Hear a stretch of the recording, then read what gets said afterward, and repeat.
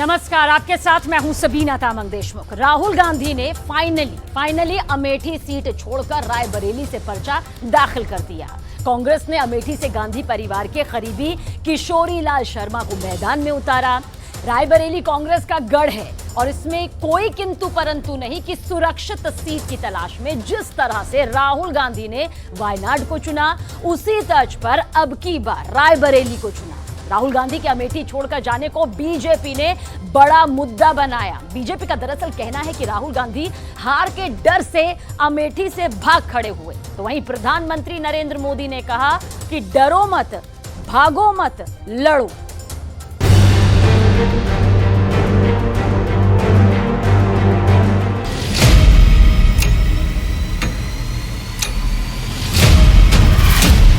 के युवा से मेरा एक ही मैसेज है, डरो मत, किसी चीज से डरो मत।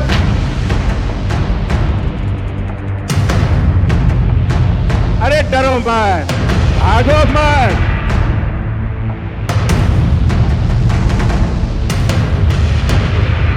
आज 21वीं बार फिर से अमेठी से भागकर रायबरेली में पर्चा डाला।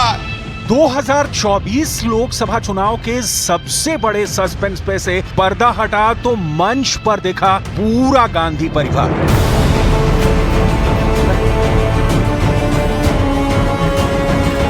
सोनिया गांधी, राहुल गांधी, प्रियंका गांधी, रॉबर्ट वाड्रा और साथ में दिखे कांग्रेस अध्यक्ष मल्लिकार्जुन खड़गे। बैटल ऑफ रायबरेली के नॉमिनेशन की आखिरी तारीख थी और फैसले का अंतिम वक्त। राहुल गांधी अमेठी से मैदान में क्यों नहीं उतरे? अब की बार रायबरेली क्यों चुना?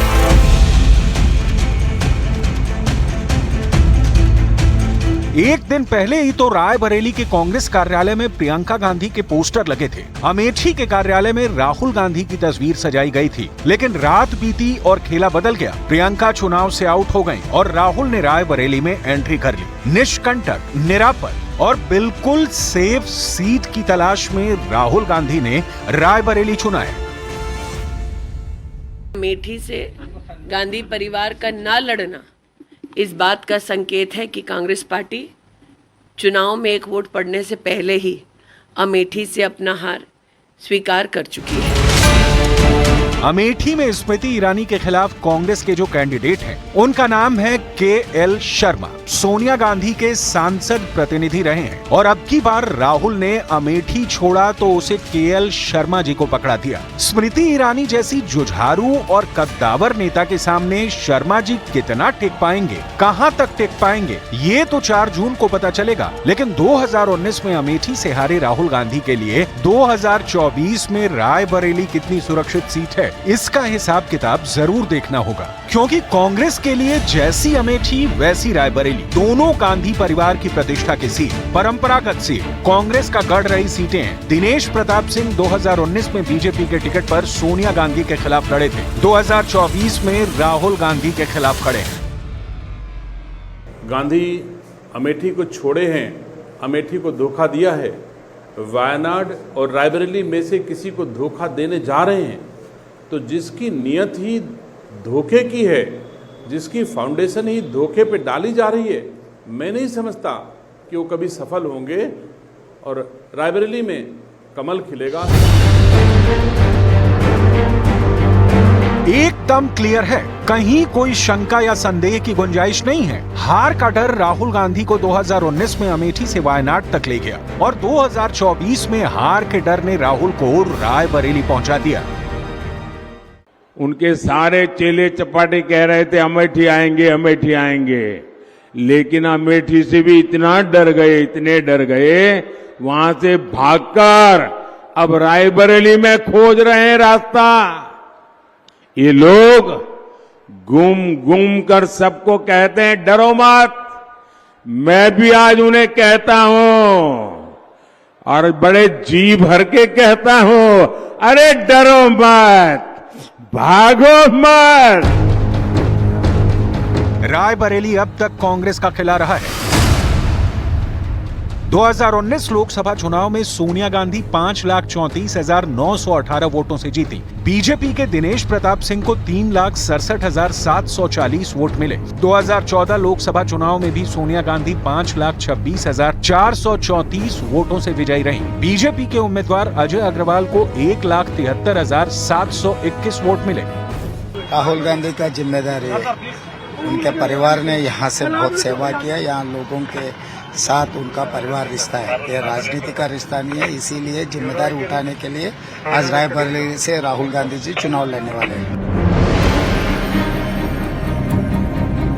2014 और 2019 दोनों चुनावों का आंकड़ा कहता है कि बीजेपी रायबरेली में बढ़ी, हालांकि जीत तक नहीं पहुंची। अब सवाल है कि अब की बार क्या होगा? क्या राहुल गांधी के लिए रायबरेली पहले की तरह सुरक्षित और जीत की गारंटी है, या खेला हो सकता है? रायबरेली का चुनावी इतिहास कहता है कि फैसले के पहले मुकम्मल कुछ भी नहीं।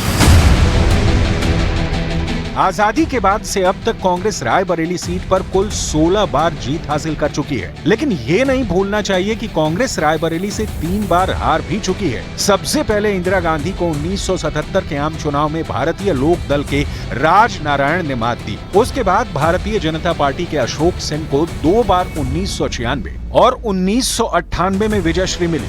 हालांकि इन दोनों चुनावों में गांधी परिवार का कोई सदस्य नहीं, बल्कि गांधी परिवार का करीबी ही उम्मीदवार था। लेकिन हार तो हार होती है, बोर्ड का कैप्टन शिप बदल ले तो सवाल तो उठेगा ही। अमेठी छोड़ रायबरेली का चुनाव राहुल गांधी के लिए जीत का ज्यादा भरोसा वाला हो सकता है, लेकिन जनता के बीच जो संदेश गया है उसका क्या होगा? हार के खौफ में अमेठी से चुनाव नहीं लड़ने का बीजेपी जो आरोप लगा रही है उसका क्या? सवाल तो ये भी है कि 1980 में जब इंदिरा गांधी रायबरेली और मेंढक दोनों जगहों से चुनाव लड़ी और जीती, तो उन्होंने रायबरेली को छोड़कर मेंढक सीट को अपनाया। क्या रायबरेली सीट पर राहुल की जीत होती है तो राहुल वायनाड को अपनाएंगे, रायबरेली को छोड़ देंगे? इन सवालों का जवाब 4 जून के बाद मिलेगा। लेकिन फिलहाल मैदान पर जो दिख रहा है वो ये कि रायबरेली में भी अब की बार कांटे का मुकाबला होने वाला है। कांग्रेस की लास्ट टाइम नामांकन करने की रणनीति रायबरेली के रण में हिट होगी या फ्लॉप, फैसला 20 मई को ईवीएम में लॉक हो जाएगा।